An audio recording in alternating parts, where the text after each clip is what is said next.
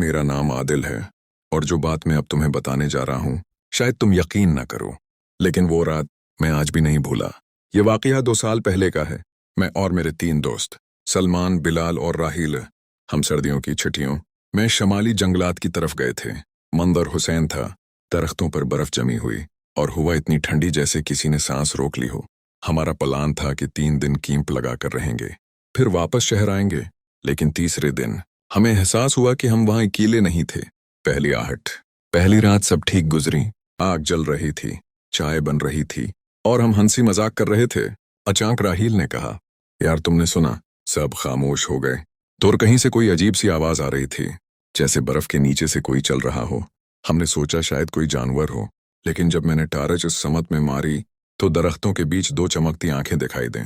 मैंने कहा शायद भेड़िया होगा, लेकिन सलमान बोला, नहीं, ये आंखें इंसान की लग रही हैं। उस रात हम सो नहीं सके। हवा चलती तो पत्तों की सरसराहट में कभी कभी वही कदमों की चाप सुनाई देती। तन की धौप, रात का खौफ। अगली सुबह सब नॉर्मल था। हमने हंसी में उड़ा दिया, लेकिन जब हम लकड़ियां जमा करने गए तो बर्फ पर बड़े बड़े कदमों के निशान नजर आए। ना इंसान के, ना जानवर के। वो निशान लंबे और टीढ़े थे, जैसे किसी ने ऊंची टांगों से बर्फ पर चलने की कोशिश की हो। हमने मजाक में कहा, ये वेंडिगो के कदम लगते हैं। बिलाल हंसा और बोला, अरे वो तो कहानियों का किरदार है, ये असल जिंदगी है। लेकिन मैंने महसूस किया, हुआ बदल गई थी। ठंड में एक अजीब सी बू थी, जैसे सड़ी हुई लाश की। सर्द हवा में आवाज। रात हुई और जंगल में खामोशी फैल गई। सिर्फ आग की चटकने की आवाज, फिर दूर से किसी के बोलने की आवाज आई, मध्यम मगर वाजे, इधर आओ। हम सब चौंक गए। मैंने आवाज पहचानी, ये बिलाल की थी। लेकिन बिलाल तो मेरे सामने बैठा था।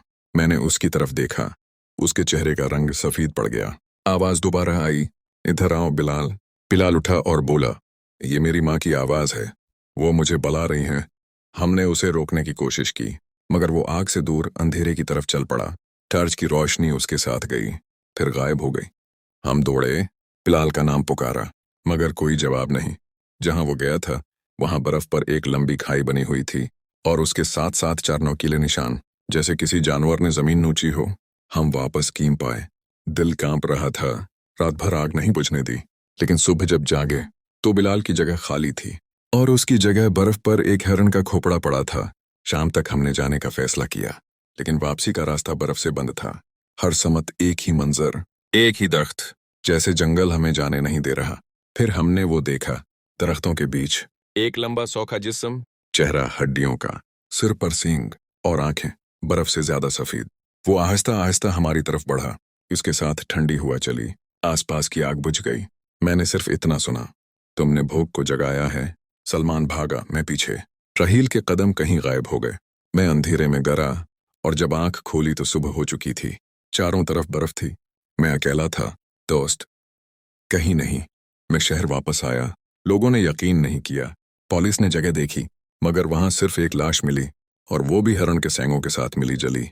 मैं आज भी कभी कभी अपनी खिड़की से बाहर देखता हूँ, तो दरख्तों के बीच वही 2 चमकती आंखें, जैसे कोई अब भी मुझे घूर रहा हो। लोग कहते हैं वेंडिगो मर चुका है, लेकिन मैं जानता हूँ वो हर उस शख्स को ढूंढता है जो उसकी कहानी सुन लेता है। अगर तुमने भी ये कहानी सुनी है तो हो सकता है आज रात तुम्हें भी कोई सरगोशी करे। इधर आओ। और अगर तुम जानना चाहते हो कि उस रात मेरे साथ आगे क्या हुआ, तो बस एक काम करो, मेरे चैनल को सब्सक्राइब करो, क्योंकि अगली कहानी में मैं तुम्हें वो सच बताऊंगा जो अब तक किसी ने नहीं सुना।